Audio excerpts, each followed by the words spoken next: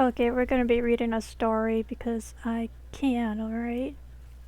I can. I can. And so, I'm trying to put this to where I can see what time the recording's at.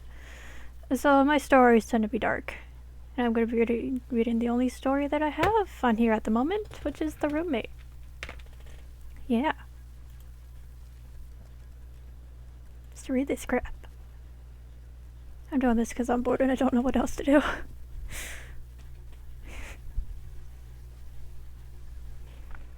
Character introduction. We don't need to look at the character introduction.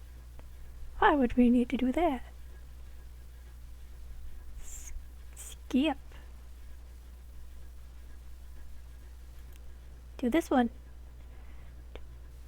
Do this one. Do this one. This might take a bit. Might take a bit. Okay. Chapter 1, the beginning. How did I go from having a nice nap and playing hide and seek to playing hide and seek with the psychopath? Okay, my reading skills are already dying. Well, I will tell you. You see, my roommate is a killer. He always has been. Of course, I never found out until recently, hence my current predicament. Me having found out his secret. Well, he can't just let me leave now, can he?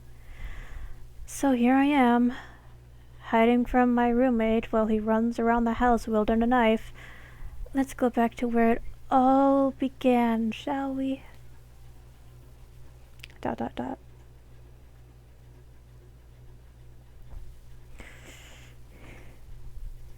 Taking a deep breath, she looked up at the place that was gonna be her new home.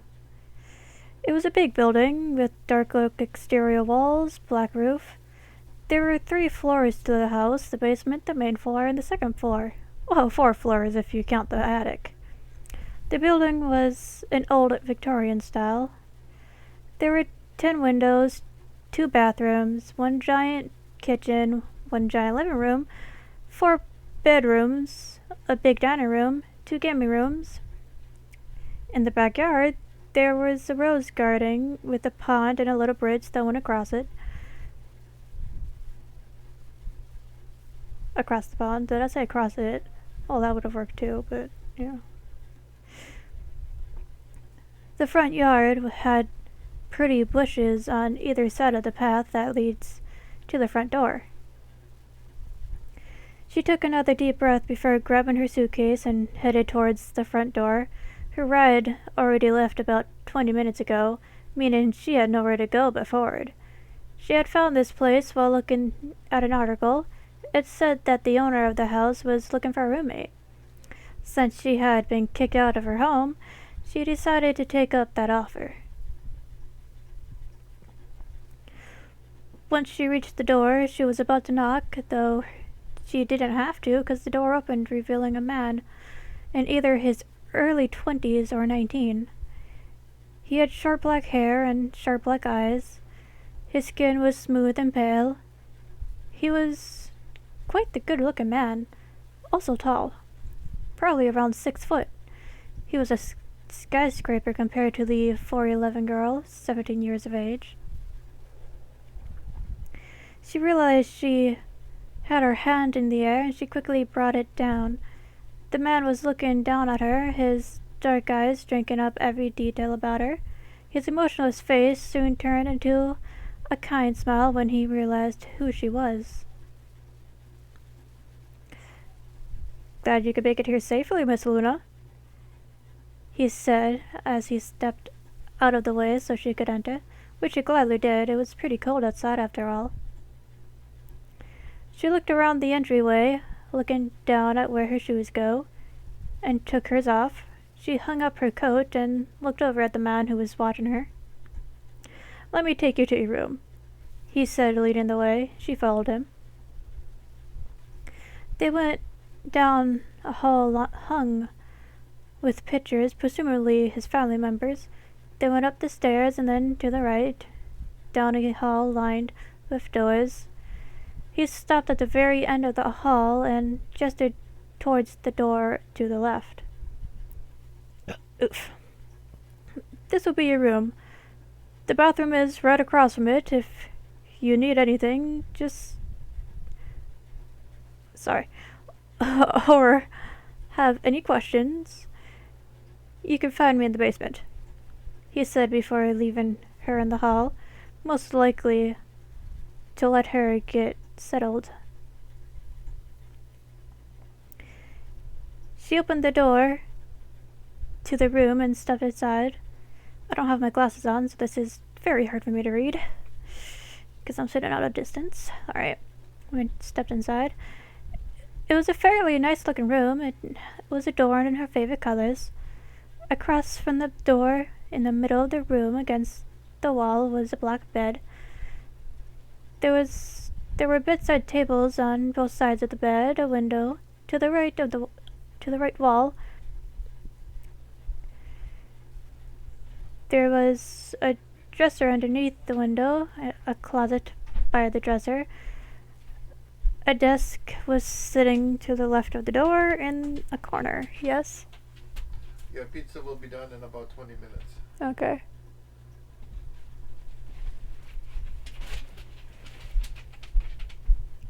Where was I? Corner? Okay. Corner. The floors were a dark oak, a purple rug in the middle of it. The walls were painted black. She walked into the room fully and shut the door, putting her suitcase down on the purple rug, and did a slow spin around the room, looking at everything again. It was a pretty spacious room. She could probably add a couple more things in there later.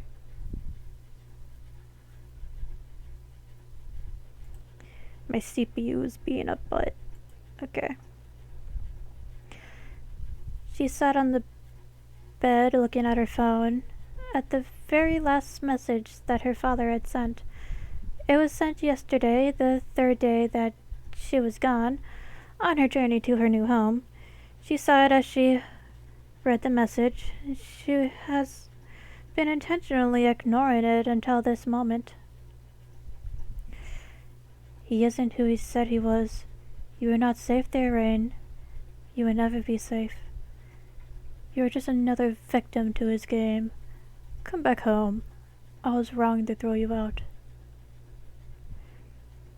She rolled her eyes at the message and turned the phone off, setting it on the bedside table next to the purple lamp.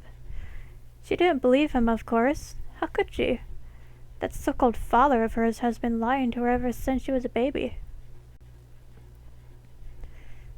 She jumped slightly when she heard a knock on the door. Slowly, she got up from the bed and walked over to it, opening the door up.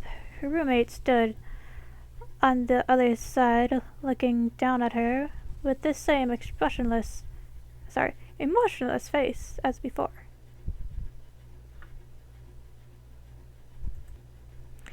I don't know what my CPU's problem is, but it keeps skipping all the way to 5 something.